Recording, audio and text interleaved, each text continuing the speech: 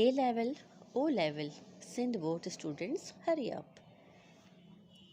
نظم ورثہ، شاعر ہیں ساحر لدھیانوی۔ تجھ کو اظہار خیالات کا حق حاصل ہے، اور یہ حق کوئی تاریخ کی خیرات نہیں۔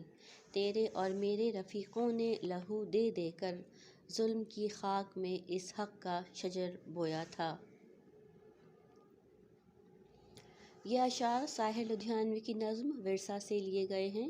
اس شعر میں شاعر انسانوں کی آزادی اور حقوق کے حوالے سے بات کر رہے ہیں کہ ہر ایک انسان کو شخصی آزادی حاصل ہے، اور ہر ایک شخص کو بولنے، بات کرنے اور اپنے خیالات کے اظہار کا حق حاصل ہے، اور یہ جو حق ہمیں ملا ہے وہ ایک آزاد وطن حاصل کرنے کے بعد ہی مل سکتا ہے۔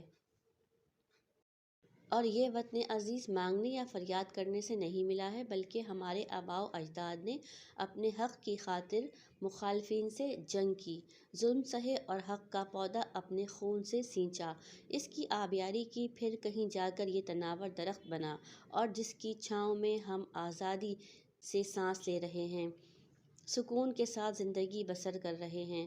ہم اپنے وطن میں رہتے ہوئے اپنے جان و مال کے تحفظ کے لیے آزادی سے بات کر سکتے ہیں۔